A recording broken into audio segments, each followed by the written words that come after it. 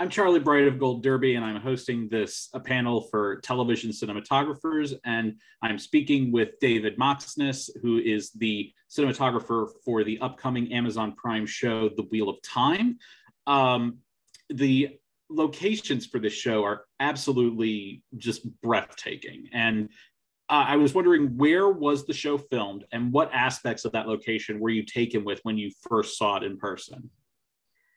Yeah, Charlie, it was, we had some amazing locations. We were based in Prague, in the Czech Republic. So that was our main base with production. We had studio facilities there and all our production facilities there.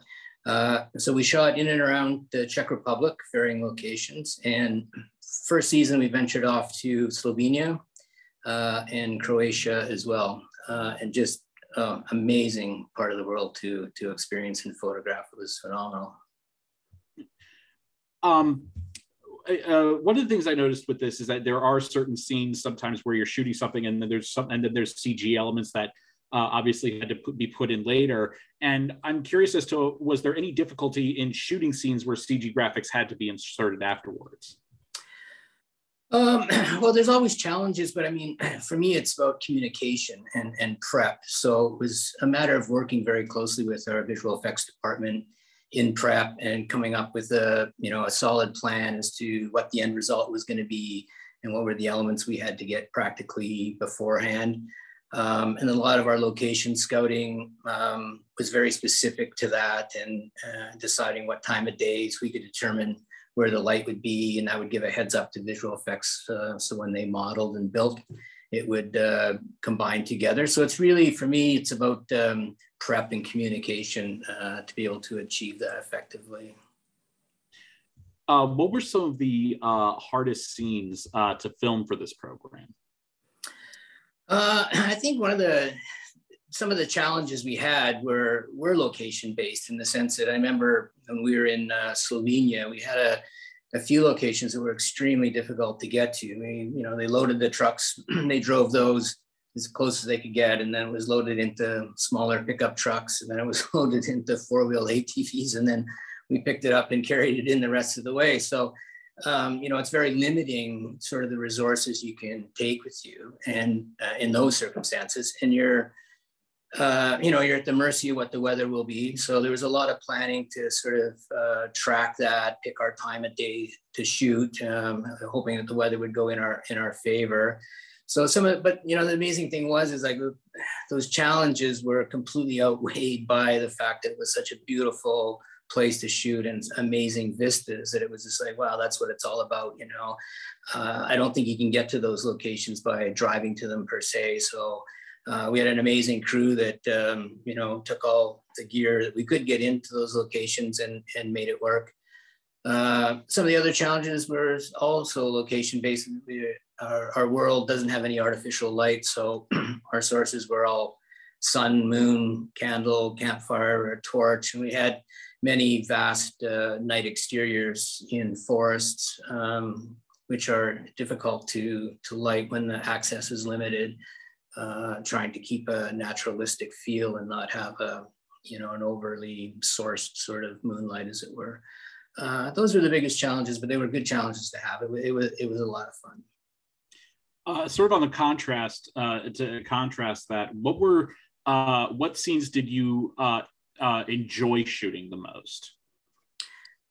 I really enjoyed working with it was a kind of an ensemble cast of characters, and they were all so terrific. I think I could pick out a handful of scenes with each one of them. It was just absolutely amazing. But I think we really captured some wonderful character-driven pieces collectively with the team together, discussing and plotting and planning and dealing with their issues. That I just really enjoyed shooting the scenes with almost every character in it. They were just so great, and they just worked off of each other really well. I enjoyed those a lot. What are some of the challenges in terms of like setting up some of these? Like the one scene that I always think of is in the pilot episode where the woman is in the creek and she's going down, or the river, and she's going down, and like she's getting swept up in the water, What sort of setup goes into filming a scene like that? Yeah, a lot of discussion, a lot of meetings, a lot of prep for that. That was a combination of a few different locations and a little bit of tank work as well. So it really came down to finding the locations that worked for us, and then looking at the time of year and weather that we were going to shoot. A lot of those rivers were naturally fed, so we had to make sure that there was the appropriate amount of water in it to facilitate some of the stunt action and to facilitate shooting. So we started checking off those boxes, and then working with the team, did a lot of concept art, not really pre-visualization per se, but a lot of concept art and storyboards to determine how we wanted to shoot it, and then lace that into where we wanted to shoot it, because there's multiple locations for that sequence. And then just kind of having a plan and going for it. We had such a wonderful crew and team that it was really great to, get everybody on the same page and discuss, and, top to bottom, the whole team knew exactly what was required and what our approach was, which really made it beneficial for us.